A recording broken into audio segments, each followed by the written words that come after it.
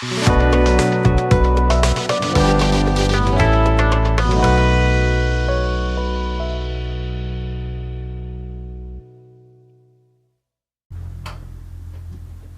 is Thursday, March 29th, 2007. My name is Bill Hurd, along with John Litschke. We are interviewing for the Wilkes Oral History Project. And our interview at this hour is with Brenda Dobbins. Hi, Brenda. Hi. For the folks that are copying all of this down, let me spell the last name for you. D-O-B-B-I-N-S. Dobbins. Yes. Correct? Okay. Hang on. My degree from UNC Chapel Hill is in radio, television, motion pictures. Okay, no wonder. It's been a few years ago. RTVMP, as we call it. Okay. Yeah. And I've worked in radio, TV, and stuff like that for a lot of years. But thank you very much. I enjoy what I do. What's Lincoln Heights? Lincoln Heights was the school built for for the black students. Mm-hmm. Prior to Lincoln Heights being built, there were small schools, mainly in churches and in small buildings around the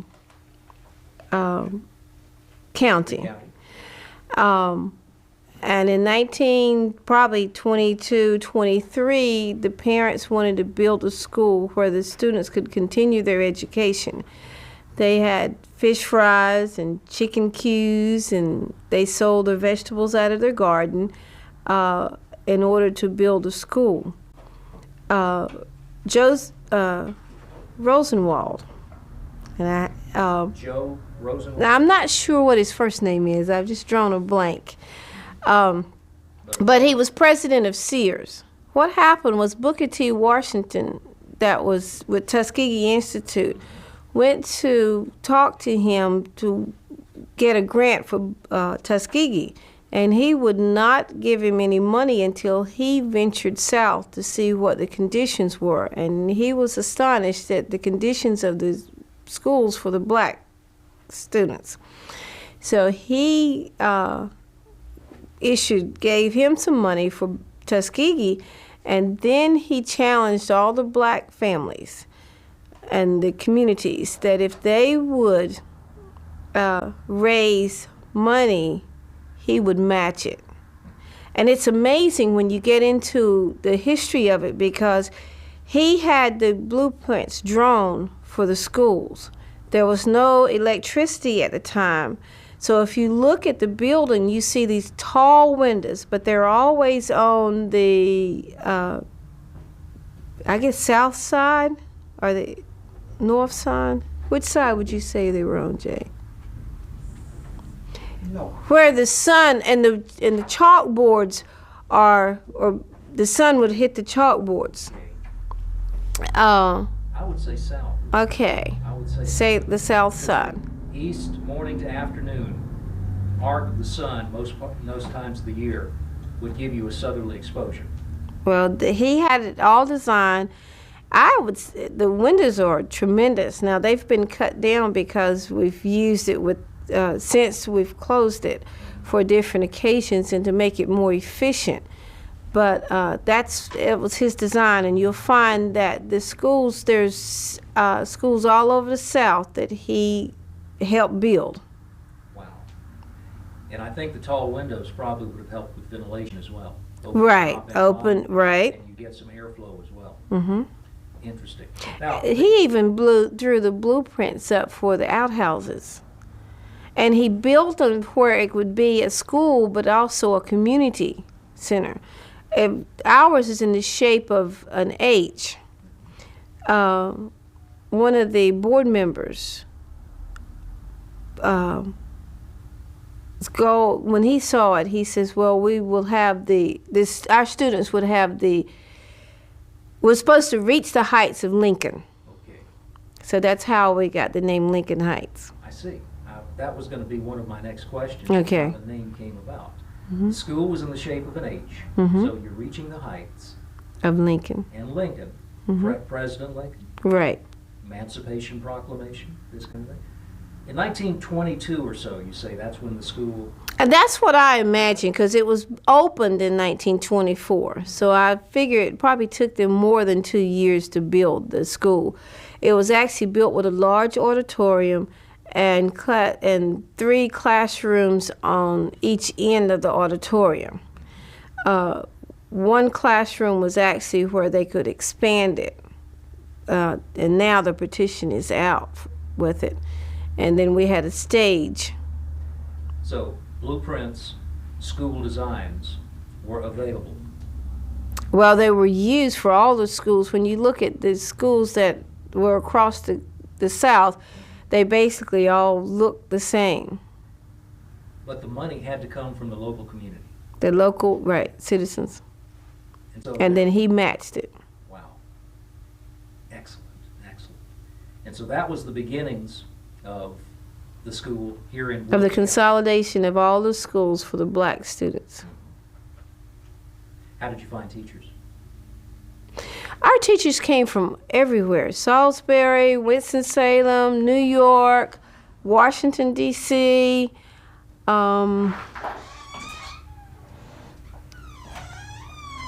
from all, I mean, it's amazing because the teachers that we had were mainly North Carolina teachers when I went through, but the teachers in the earlier schools were from all over the North and the South. Was Wilkes County ahead of other counties in what it was able to do? Was this a progressive county in that regard? I would say so, because students from Ashe County, Yadkin County, and even Allegheny County traveled to Lincoln Heights to get their high school education. Okay. I would think that this was probably a place easier to get to from the major cities than the places you have just described, which from here, from Wilkesboro to Boone, before the advent of the modern roads, was a couple of days. Right. So if they came down here, they had access because there were better ways to get to Wilkes County. Well, there were elementary schools there. Even I graduated from Lincoln Heights in '66, and students were coming from Allegheny and from 62 to 65 going to Lincoln Heights with us for the high school. I grew up in Reidsville, North Carolina. Okay. And attended Reidsville Senior High School. And across town was Booker T. Washington Senior High School. Okay. And in 1969, the year I graduated, the schools were consolidated. What happened here in Wilkes County in that period of time? In 65, 66, they integrated the schools. That was my senior year in high school. And what happened to Lincoln Heights then? Well, the high school operated for one more year. In 67, they closed the high school. The elementary teachers moved down to the high school. And then in 68, they closed the elementary school. Okay. And then they made it a career center. And the old part, the elementary part, was daycare. But see, Lincoln Heights, the old building, it's got 2 additions to it. But it was actually 1 through 12 when I started in 56. So you started school there and you went all the way through? Yes. But I mean, everybody was up in that one building. Okay. Somewhere in the 60s, the early 60s, they built the high school. And then where the career center is now. Okay. There. High school for Lincoln Heights. Right. Okay. They built the high school. My husband graduated in 62, and the gym wasn't finished. So he graduated in the auditorium of the old building. The gym was finished so that we could use it in 62, 63. Prior to that, we had an old gym that looked like a barn. It was built in 1939. And we actually have pictures of it as it was being built. Wow. How many students, on average, would attend at Lincoln Heights during the years it was operating? My guess, we had about 200 to 250, 1 through 12 every year. And now some years we may have had more, but that's just roughly my guess. And so they would be from, when you started first grade, would be about age 6 or age 7. Right. All the way up to graduating high school would put you in your late. And we all rode the same bus. The older ones looked out for the little ones. This is interesting. A school created by a community. So everybody had a stake in this organization. Right. When it came time for group get-togethers where you talk about curriculum and PTAs and things, or whatever they were called back then, was there a good turnout? Yes. Very good. There was always a program for the PTA. Some class always performed, and then we had our PTA meetings. So the curriculum was very varied. That you talked about performance. When you say performance, I think of dance, I think of theater, I think of music. Right. Some type of play or something. Well, it was outlined in the beginning, and everybody knew when the PTA meetings were going to be, and then who was responsible for the entertainment during that time. I was in the marching band in high school, and we were pretty good, but we were never anywhere close to being as good as Booker T. Washington. Now, we used to have large parades, and I'll show you pictures of the parades. And the guys drove the tractors, and we had beautiful floats that we had worked on. And it's amazing. I was from Roaring River, so I rode the bus to school and bus home. We had in high school a 20-minute activity period after lunch where we could join clubs and so forth and participate throughout the week. But basically, those of us that lived in the outlying areas, when school was over, you got the bus and you rode home. But it didn't leave us, as far as sports were concerned, my youngest brother participated in basketball. He was a senior my freshman year, so I thought, well, I'll get to play 1 year, but my mom says no. With it, but it didn't bother us with being on the outlying areas, except that we couldn't participate in activities in the evenings and at night. Just simply took too long to get home. Right. Back and forth. Mm-hmm.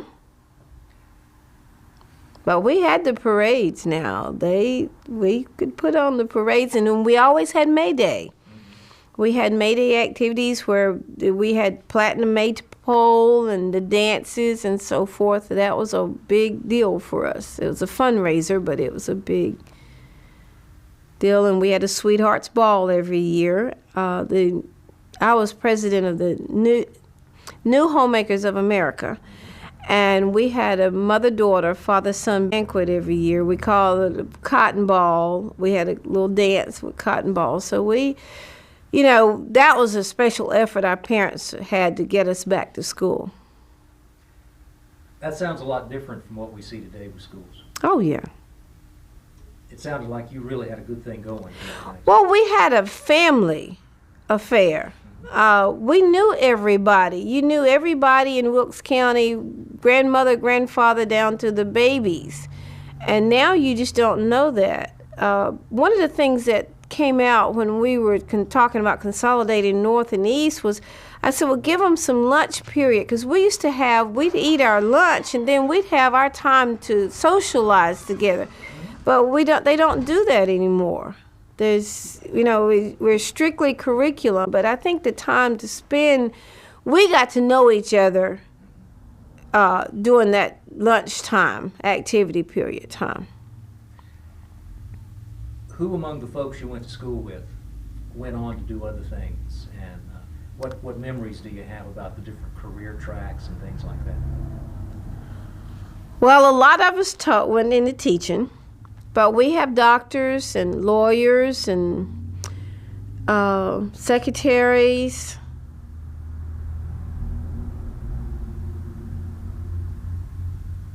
How about military? Oh, a lot of them in the military. In fact, a lot of in the earlier years, they went into the military and then came back and finished high school.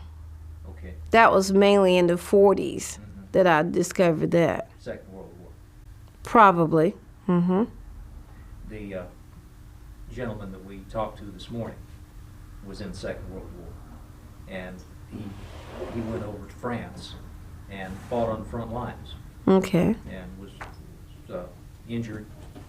Very touching story about what was going on there. Different times. Of course, we have wars today, but the conflicts now are different, not only in size and scope but in feel, as to the reasons why, what's going on. But that's a different interview. The school was closed In 1968. but the facility, the building itself, still had a lot of good use in it. Yes, they used it as the Career Center used it part of the time. And then they put a daycare in it. And then they closed the daycare, and it sat for a few years, and they were really just discussing tearing it down. My 6th grade teacher, who actually, I think, started Lincoln Heights when it opened, started as a student, Elizabeth Grinton. She graduated from Lincoln Heights and then came back and spent a majority of her career at Lincoln Heights teaching. Fought for us to save our building. She got her group together and went before the county commissioners, and they didn't destroy our building. So it's 2007. The building is still in use today? Yes. What's the future for the building? We're hoping to really make it more of a community center, to have training classes. Jane Wilbur and I have done some tutoring, and then she got into a special program with it, and just to make it for the community, to leave it like it originally was for the community, for activities. Is the building, the physical structure itself, still in good condition? You know what people tell us? It's built better than most of the new buildings today. People have gone, and I've been down underneath in the basement, and people are just amazed. Some of the men that have gone down there, and that structure is that sturdy. Good set of plans to start with, and good materials and workmanship going into it. Excellent. You mentioned before we started the interview that your plans originally were to go to the big city. Yes, it was. But you stayed in Wilkes County. Why did you change your plans? My husband wouldn't move. Well, that's the short answer, but... Well, I came to East only to get some experience. Everywhere in 1970, when I finished A&T, everywhere I went for a job interview, they wanted somebody with experience. I don't think they thought I could handle the high school students. And they kept, we were looking for someone with experience. So I spent a summer working at North Carolina National Bank. I went to Philadelphia, where the majority of my family is, and worked a couple of jobs there. I was a receptionist for North City Congress, and then I got a job at GE as a secretary. But they laid me off, and I came back to North Carolina. And then I worked at A&T in the bookstore as a secretary for 6 months until I finally got my foot in the door here at Wilkes County.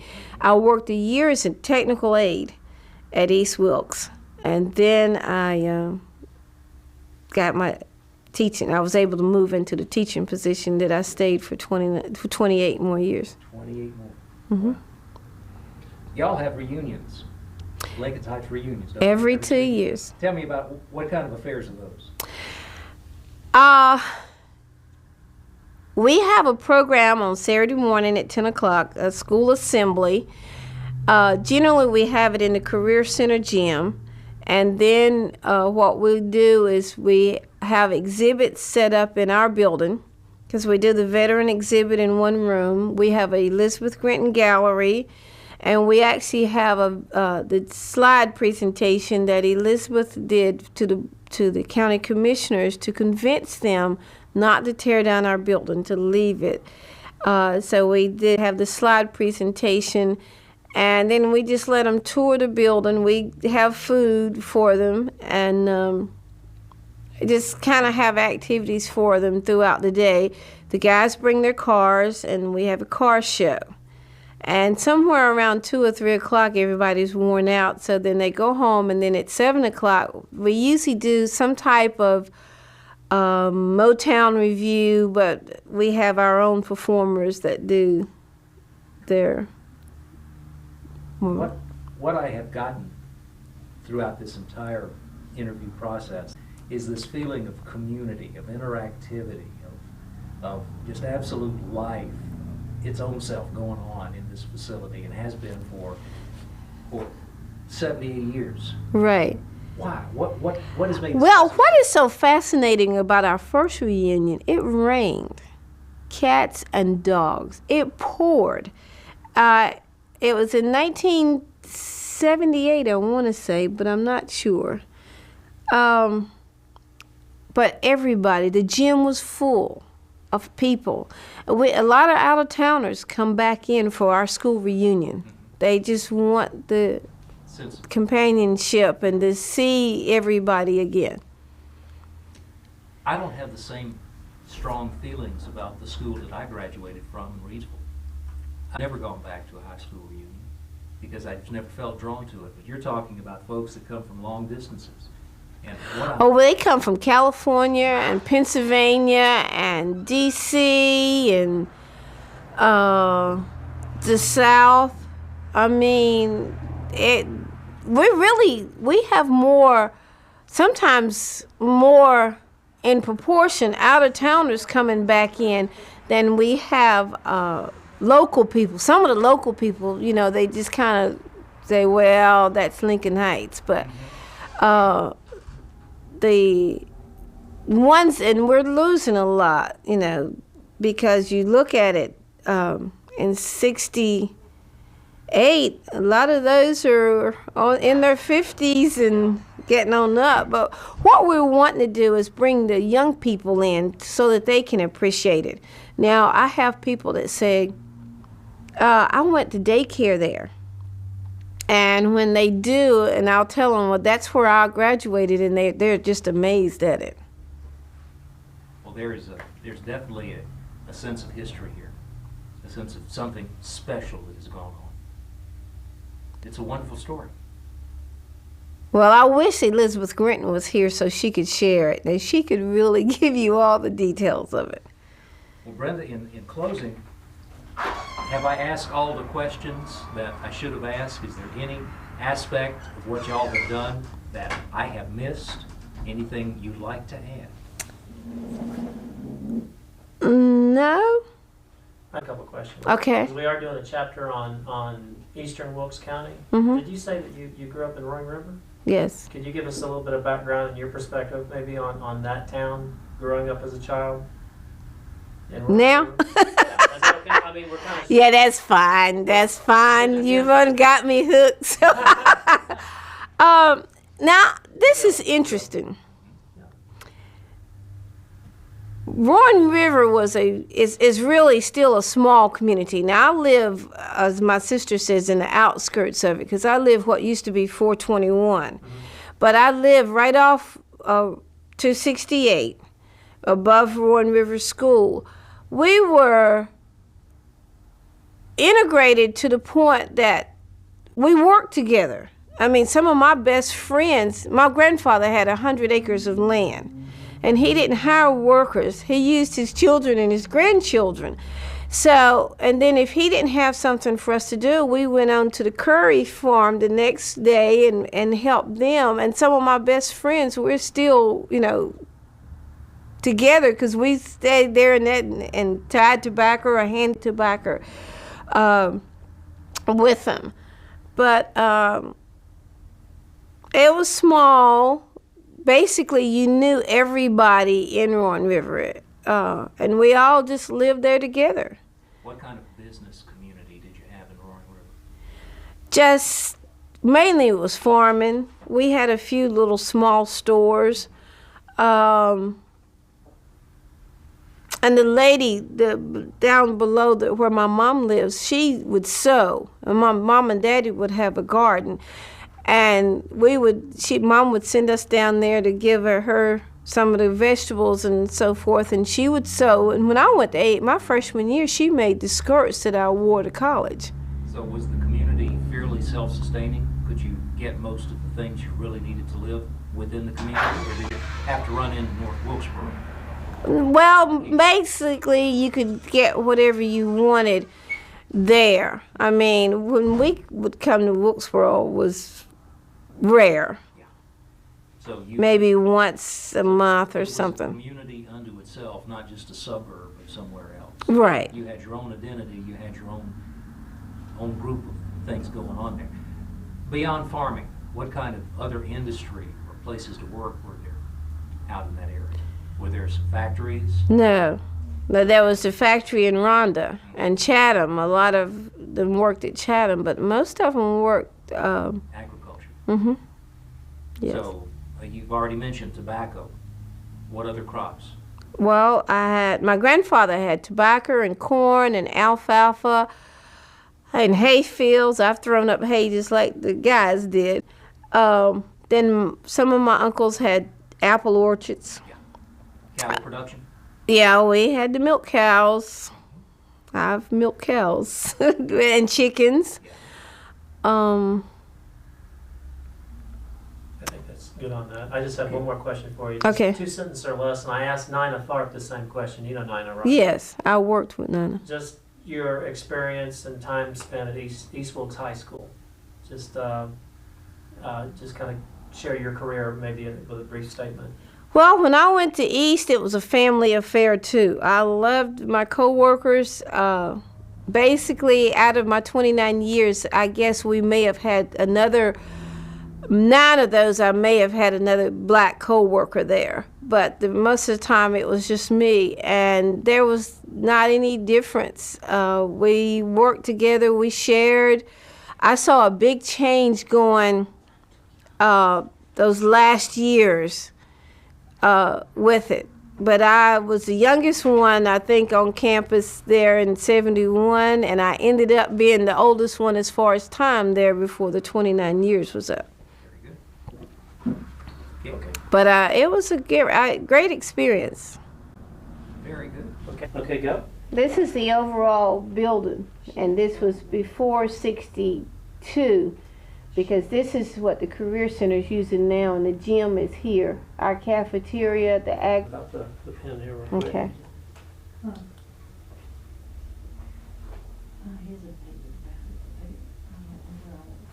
Scott. Okay, and they're all in 10 seconds. Are you related to Brian? Dobbins? Yeah. Nah. No. Never heard of the kid. Okay. All right, I got it. Okay. Is visiting the Lincoln Heights grounds. And this the was- community is coming together to and hoping, trying to save the school. Representative Stephen Neal. Okay, got it. Many. What was that again? New Farmers of America. That was probably in the 40s. Okay, got it. Instead of doing that one, do this.